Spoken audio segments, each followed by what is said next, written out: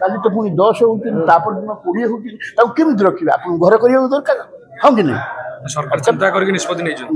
ନିଶ୍ଚିତ ଭାବେ ତ ବିଲ୍ଡିଂ ତିଆରି ହେବା ଦରକାର ନା ନାଇଁ, ତାদের ରୁମ୍ କୋଠରୀ ସଂଖ୍ୟା ବଢିଗଲେ ହେଇଯିବ। ଆପଣ ଶୁଣନ୍ତୁ, ଯାହା ଇନଫ୍ରାଷ୍ଟ୍ରକ୍ଚର ଅଛି ସିଏ 67 ବର୍ଷ ତଳର ଇନଫ୍ରାଷ୍ଟ୍ରକ୍ଚର, ତାକୁ ସରକାର ଚିନ୍ତା କରି ଭଲ ଇନଫ୍ରାଷ୍ଟ୍ରକ୍ଚର କରି ଯେମିତି ଆଗଭାଗ 200 ଲୋକ ଏକମୋଟ, 300 ଲୋକ ଏକମୋଟ ହେଇପାରିବେ, 300 MLA ଏକମୋଟ ହେଇପାରିବେ ଫେଜ୍ ବାଇଜ୍। ସେଥିପାଇଁ ସରକାର ଚିନ୍ତା କରିକି ଆଜି ଥିଲା ରାଜବାହାଦୁର ସ୍ୱର୍ଗତ ରାମଚନ୍ଦ୍ର ମଦରାଜଙ୍କ 126ତମ ଜନ୍ମଜୟନ୍ତୀ। ସେଇ ଭିତରେ ଏଇ ପ୍ରସଙ୍ଗଟା ଆସିବା ଠିକ୍। ଆଉ ଗୋଟେ କଥା, ଯୋଉ ଆପଣ ତ ବିଧାନସଭା ଯୋଉ ବର୍ତ୍ତମାନ ନୂଆ କନଷ୍ଟ୍ରକ୍ସନ ହବ, ନୂଆ ବିଲ୍ଡିଂ ତିଆରି ହବ, କଣ ଆପଣ ତ ପୂର୍ବରୁ ବି ରହି ଆସିଛନ୍ତି, ବିଧାନସଭା ଦେଖି ଆସୁଛନ୍ତି, କଣ ଏତେ ଦୁର୍ବଳ ହେଇଯାଇଛି ବିଧାନସଭା ଗୃହ ଯୋଉଥିପାଇଁ କି ଭଙ୍ଗା ହେଇକି ନୂଆ ତିଆରି ହେବା ଆବଶ୍ୟକ? ଦୁର୍ବଳ ନୁହଁ, ଆପଣ ଆମେ ବୁଝୁଛେ, ବୁଝିବାଟା ବୋଧେ ଭୁଲ ହେଉଛି। ଦୁର୍ବଳ ନୁହଁ, ଆପଣ ଦେଖିବେ ଏଇ ବର୍ତ୍ତମାନ ଯେଉଁ ଡିଲିମିଟେସନ୍ କମିଟି ବସିଛି, ଆମର 147 ପରିବର୍ତ୍ତେ ଗୋଟେ 197 ମେମ୍ବର ହୋଇପାରନ୍ତି।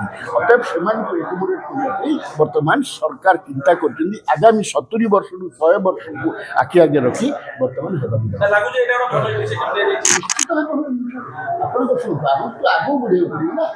ଆମେ ଯେତିକି ଅଛି ସେତିକି ହେବେ। ଆମର ଜନସଂଖ୍ୟା ଥିଲା, ଧରନ୍ତୁ ଆମ ପରିବାର ସଂଖ୍ୟା ଥିଲା 5, କାଲି ତ ପୁଣି 10 ହଉଛନ୍ତି, ତାପର ଦିନ 20 ହଉଛନ୍ତି, ତାକୁ କେମିତି ରଖିବେ? ଆପଣ ଘର କରିବାକୁ ଦରକାର, ହଁ କି ନାହିଁ? ସରକାର ଚିନ୍ତା କରିକି ନିଷ୍ପତ୍ତି ନେଇଛନ୍ତି। ନିଶ୍ଚିତ ଭାବେ ତ ବିଲ୍ଡିଂ ତିଆରି ହେବା ଦରକାର ନା ନାଇଁ, ତାদের ରୁମ୍ କୋଠରୀ ସଂଖ୍ୟା ବଢିଗଲେ ହେଇଯିବ। ଆପଣ ଶୁଣନ୍ତୁ, ଯାହା ଇନଫ୍ରାଷ୍ଟ୍ରକ୍ଚର ଅଛି ସିଏ 67 ବର୍ଷ ତଳର ଇନଫ୍ରାଷ୍ଟ୍ରକ୍ଚର, ତାକୁ ସରକାର ଚିନ୍ତା କରି ଭଲ ଇନଫ୍ରାଷ୍ଟ୍ରକ୍ଚର କରି ଯେମିତି ଆଗଭାଗ 200 ଲୋକ ଏକମୋଟ, 300 ଲୋକ ଏକମୋଟ ହେଇପାରିବେ, 300 MLA ଏକମୋଟ ହେଇପାରିବେ ଫେଜ୍ ବାଇଜ୍। ସେଥିପାଇଁ ସରକାର ଚିନ୍ତା କରିକି କିନ୍ତୁ ଗୋଟେ କଥା ଦେଖିଲେ ଯେ ବର୍ତ୍ତମାନ ଏଇ ଯୋଉ ଭଳି ଭାବରେ କାହିଁକିନା ପୁରୁଣା ବିଧାନସୌଧ ଅଛି, ତାକୁ ବି ମ୍ୟୁଜିୟମ କରିଦିଆଗଲା, ଆକୁ ନିର୍ମାଣ ନିଶ୍ଚୟ କିଛି ନା କିଛି ହବ କରିକି ନୂଆ ବିଲ୍ଡିଂ ତିଆରି ହେଇପାରିବ। ଶୁଣନ୍ତୁ, ଆପଣଙ୍କର ଇଏ କଥା ହେଲା କେତେ ଜମି ଏମାନଙ୍କୁ ଦରକାର। ସରକାରଙ୍କର ଯୋଉଠି ଜମି ଥିବ ସେଇଠି ହିଁ କରିବେ। ଧରନ୍ତୁ କୋଉଠି ଯଦି ଜମି ନଥିବ, ବାଧ୍ୟ ହେଇକରି there is no alternative than to destruct and have a new construction.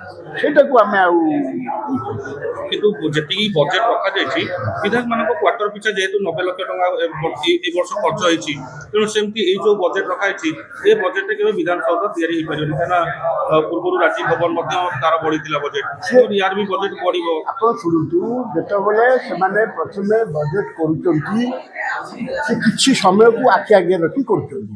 ସେଇ ସମୟ ଭିତରେ ଯଦି ନ ଆସିଲା, ଯଦି ଏକ୍ସେସ୍ ସମୟ ଯଦି ଲାଗିଲା, ଏକର୍ଡିଂଲି ଆପଣଙ୍କର ବଜେଟ ବଢ଼ିବ।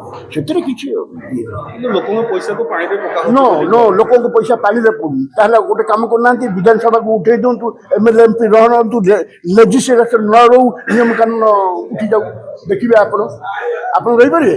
ଆପଣ ପରେ ଚତୁସ୍ତମ୍ଭ ଆଇନ କାନୁନକୁ ଘଟାଇ ଦିଅନ୍ତୁ, ଲେଜିସ୍ଲେଟର ରହିବେନି, ଅଫିସର କିଏ ରହିବେନି। ଆପଣ କରନ୍ତୁ ତ, କରିପାରିବେ?